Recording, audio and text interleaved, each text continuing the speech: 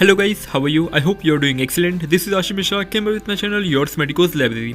So guys, हम इस video में नए टॉपिक के साथ आए हैं जिसका नाम है वुडरप प्लक्सिस। ये भी एपिस्टेक्सिस का ही पार्ट है। ओके, तो वुडरप प्लक्सिस में हम एक और चीज़ देखेंगे, कौन सा टाइप का एपिस्टेक्सिस, पोस्टीरियर एपिस्टेक्सिस के बारे में भी पढ़ेंगे। अब पोस्टीरियर एपिस्टेक्सिस क्या होता है, अगर हम इस डायग्राम को आप देख रहे हैं, इसके थ्रू आप समझ सकते हैं कि पोस्टीरियर मतलब पीछे साइड, एपिस्टेक्सिस मतलब खून ओवरफ्लो हो रहा है। ओके, तो ये पीछे साइड में खून बह रहा है। ओके, तो ये आप देख सकते हैं ये डायग्राम के थ्रू, ये बोलते हैं पोस्टीरियर एपिस्टेक्सिस।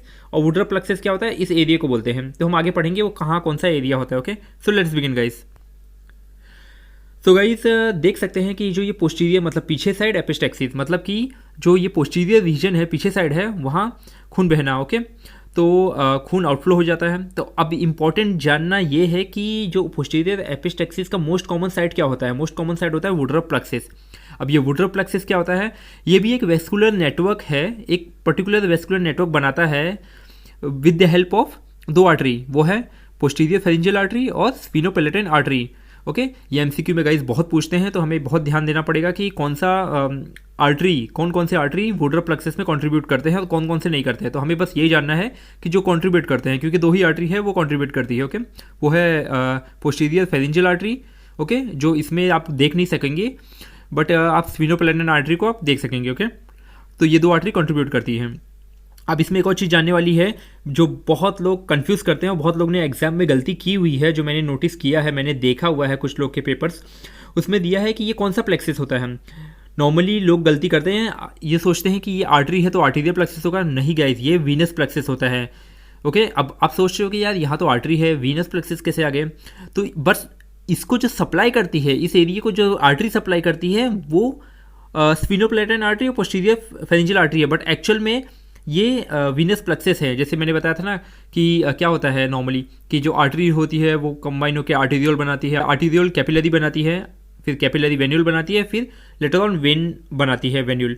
तो उसके हिसाब से देखा जाए तो अगर हम इसको डिटेल में देखेंगे तो ये वीनस प्लक्सिस होता है। बस आपको एग्जाम के पॉइंट ऑफ व्यू से इतना जानना है कि ये वीनस प्लक्सिस है और इसको सप्लाई करती है आर्टरी। ओके, तो ये ध्यान देना है, और ये दो आर्टरी सप्लाई करती है। ओके, और अब इम्पॉर्टेंट ये है कि ये जो पोस्टीरियर एपिस्टेक्सिस है ये होता कहाँ है। पहली बात तो ये लेटरल साइड होता है, लेटरल साइड आप देख सकते हैं। अब लेटरल साइड में भी कहाँ होते हैं, ये पोस्टीरियर इन्फीरियर होता है, मतलब पीछे साइड अंदर में होता है। ओके, पीछे साइड अंदर में होता है। ओके, नीचे साइड होता है, पीछे साइड और थोड़ा नीचे होता है और लेटरल वॉल पर होता है। ओके, तो ये इंपॉर्टेंट क्वेश्चन पूछ चुके हैं। ओके, तो आप ये याद रखिएगा, posterior inferior aspect of lateral wall. Okay, along with इसका कॉज क्या है, most common cause idiopathic cause होता है, मतलब इसका कॉज अननोन है। पहले माना जाता था कि ये हाइपरटेंशन से होता था, बट एक्चुअल में जब स्टडीज़ की गई है तो इससे पता चलता है कि हाइपरटेंशन इसका कॉज नहीं है। ओके, तो ये ध्यान में रखिएगा।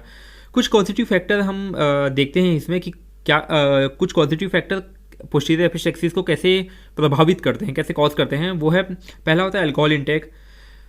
24 घंटे के अंदर अल्कोहल इंटेक किया है बहुत ज़्यादा क्वांटिटी में, तो ये पोस्टीरियर एपिस्टेक्सिस हो सकता है। ओके, दूसरा होता है विंटर के सीज़न में या ऑटम के सीज़न में ये चांसेस होता है पोस्टीरियर एपिस्टेक्सिस का।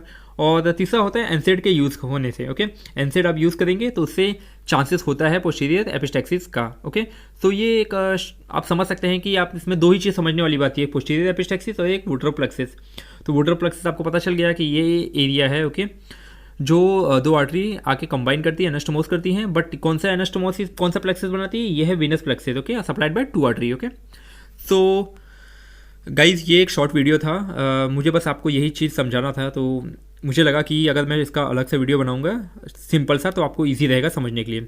So thank you so much guys for your attention, and if you get any benefit from this, so please hit the like button and subscribe my channel. Thank you so much guys.